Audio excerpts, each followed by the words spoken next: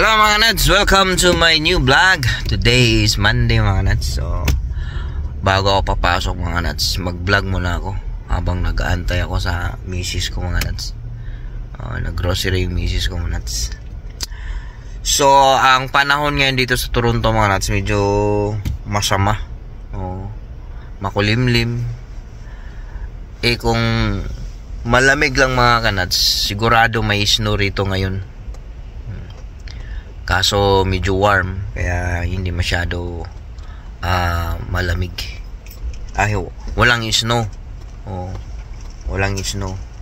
So ayan, binalag ko to dahil gusto kong makita nyo mga Nads ang sitwasyon ngayon dito sa Toronto mga Nads, kung ano ang buhay-buhay dito sa Toronto.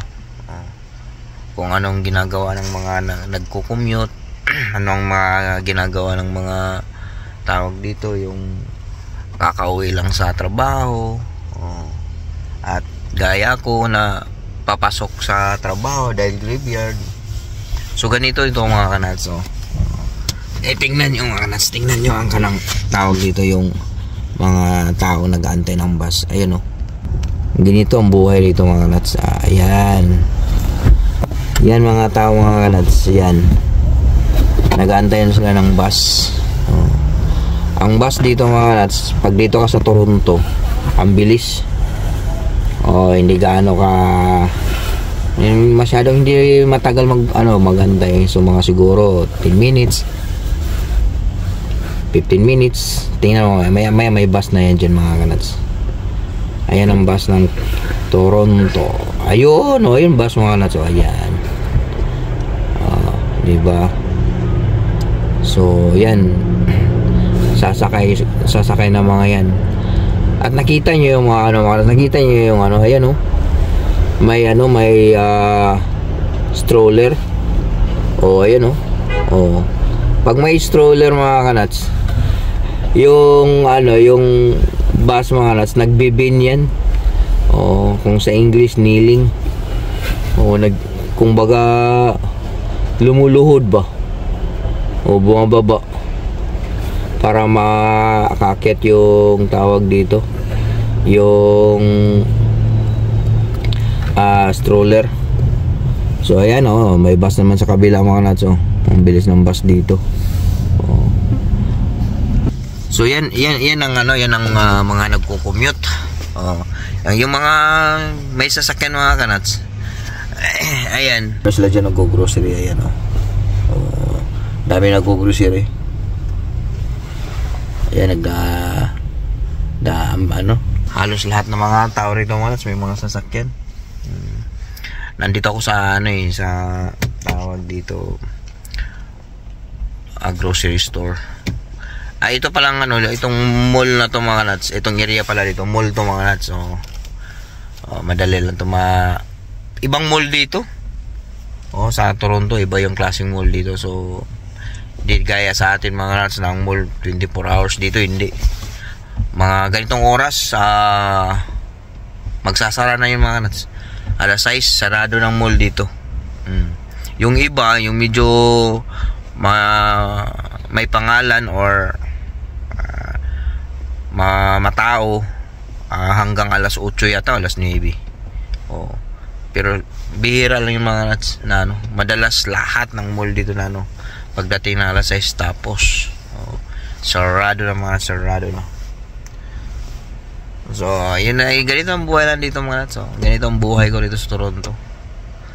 At halos lahat ng mga rito mga Kanads sa tao, kaya kailangan lang sasakyan. Kahit na malapit lang trabaho mo,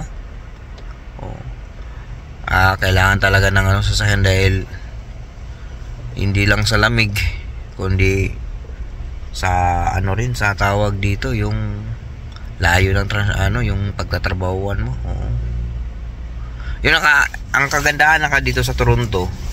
Ang sa mga sasakyan dito, yung public transport mabilis. Di gaya ng ibang mga sa ibang syudad.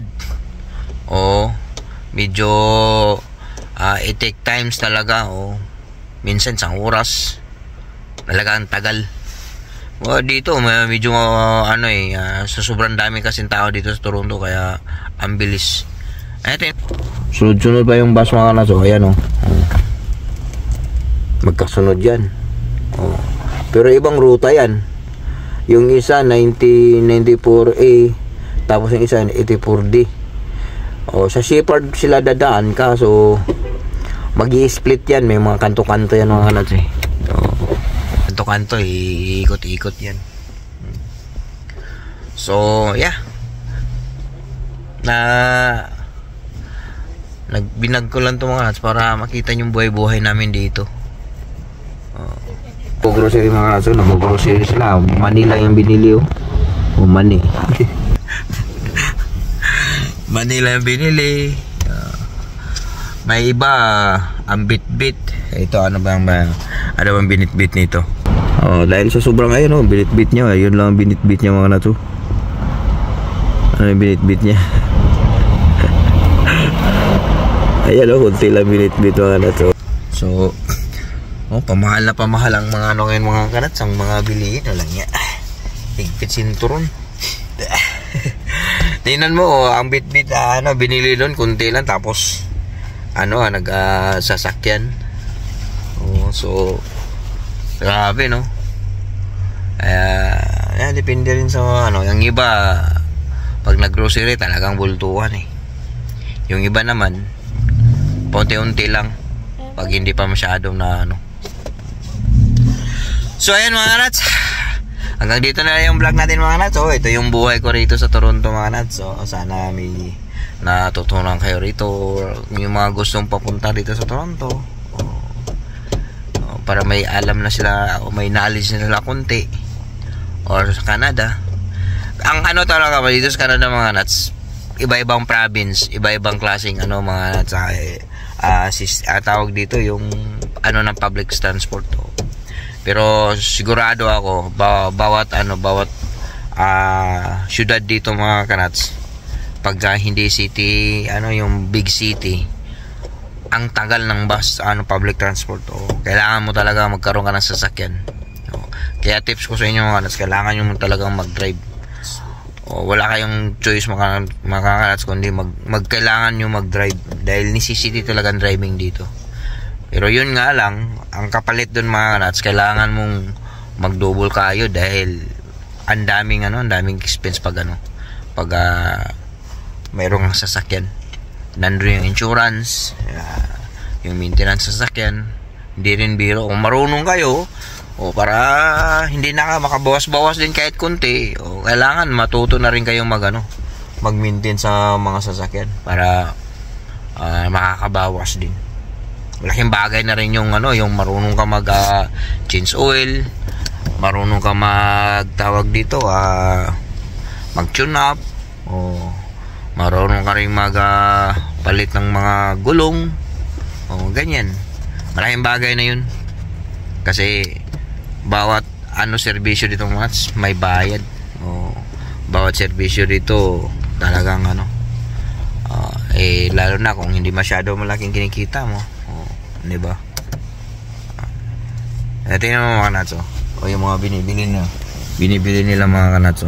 Konti lang mga binibili mga to. Ayun bit-bit. Ayun bit-bit lang konti lang Hirap ng buhay ng mga kanads.